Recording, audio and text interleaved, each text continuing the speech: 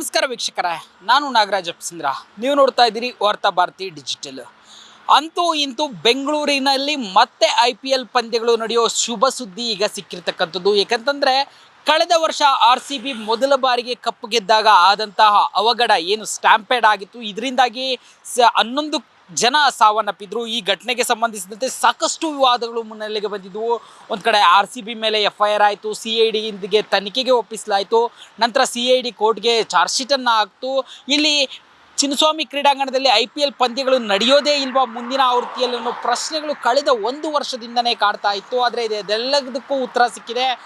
ಸಾಕಷ್ಟು ಪ್ರಯತ್ನಗಳ ನಂತರ ಪುನಃ ಈ ಬಾರಿ 5 ಪಂದ್ಯಗಳು, IPLನ 5 ಪಂದ್ಯಗಳು ಬೆಂಗಳೂರಿನ ಚಿನ್ನಸ್ವಾಮಿ ಕ್ರೀಡಾಂಗಣದಲ್ಲಿ ನಡೆಯುತ್ತೆ ಅಂತ ಗೊತ್ತಾಗಿರ್ತಕ್ಕಂಥದ್ದು. ಇದರ ಮೊದಲ ಭಾಗವಾಗಿ ಏನು ಮಾರ್ಚ್ 28ರಿಂದ ಈ ಒಂದು ಟೂರ್ನಿ ಆರಂಭ ಆಗ್ತಾ ಇದೆ.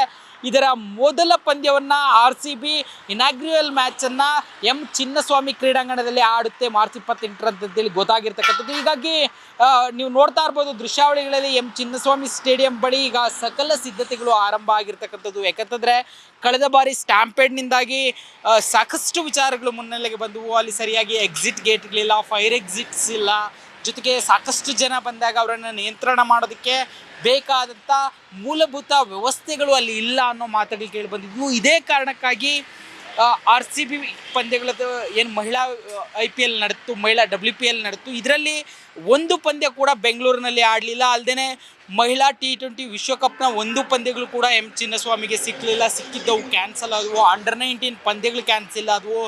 ಕೊನೆಗೆ ದುಲೀಪ್ ಟ್ರೋಫಿ, ಇದರಲ್ಲಿ ವಿರಾಟ್ ಕೊಹ್ಲಿ ಭಾಗವಹಿಸ್ತಾ ಇದರಿಂದ ಎಲ್ಲೋ ಒಂದು ಕಡೆ ಆ ಪಂದ್ಯವಾದರೂ ಆತಿಥ್ಯ ಸಿಗುತ್ತಾ ಎಂಬ ಚಿನ್ನಸ್ವಾಮಿ ಕ್ರೀಡಾಂಗಣಕ್ಕೆ ಅಂತೇಳಿ ನಿರೀಕ್ಷೆ ಮಾಡಲಾಗಿತ್ತು.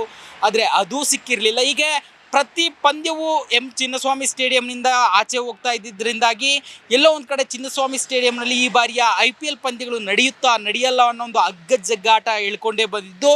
ಕೊನೆಗೆ ನಿನ್ನೆ ಏನು BCCI ತನ್ನ IPL 19ನೇ ಆವೃತ್ತಿಯ ಒಂದು ವೆನ್ಯೂ ಲಿಸ್ಟನ್ನು ರಿಲೀಸ್ ಮಾಡಿದೆ ಅಥವಾ ಪಿಕ್ಚರನ್ನು ರಿಲೀಸ್ ಮಾಡಿದೆ. ಅದರಲ್ಲಿ ಮೊದಲ 20 ಪಂದ್ಯಗಳು, ಯಾಕಂತಂದರೆ ದೇಶದಲ್ಲಿ ವಿವಿಧ ರಾಜ್ಯಗಳಲ್ಲಿ ಚುನಾವಣೆಗಳಿರೋ ಕಾರಣ ಮೊದಲ 20 ಪಂದ್ಯಗಳ ಒಂದು ವೇಳಾಪಟ್ಟಿಯನ್ನು ಬಿಡುಗಡೆ ಮಾಡಿರ್ತಕ್ಕಂಥದ್ದು. ಅದರಲ್ಲಿ RCBಯ ಪಂದ್ಯಗಳು ಬೆಂಗಳೂರಿನಲ್ಲಿ ಇರ್ತವೆ ಅನ್ನೋದು ಈಗಾಗಲೇ ಗೊತ್ತಾಗಿರ್ತಕ್ಕಂಥದ್ದು. ಜೊತೆಗೆ ಇನಾಗ್ರಿಯಲ್ ಮ್ಯಾಚ್ ಈ ಬಾರಿ ಚಿನ್ನಸ್ವಾಮಿ ಕ್ರೀಡಾಂಗಣದಲ್ಲೇ, ಇದು ಚಿನ್ನಸ್ವಾಮಿ ಕ್ರೀಡಾಂಗಣದಲ್ಲಿ ರಾಯಲ್ ಚಾಲೆಂಜರ್ಸ್ ಬೆಂಗಳೂರು ಜೊತೆಗೇ ಸನ್ರೈಸರ್ಸ್ ಹೈದರಾಬಾದ್ ನಡುವೆ ನಡೀತಾ ಇರ್ತಕ್ಕಂಥದ್ದು. ಹೀಗಾಗಿ ಕಳೆದ ಬಾರಿ ಮೊದಲ ಬಾರಿಗೆ ಚಾಂಪಿಯನ್ ಆಗಿದ್ದಂಥ RCBಗೆ ಒಂದಷ್ಟು ದುಃಖ ಕಾಡ್ತಾ ಇತ್ತು.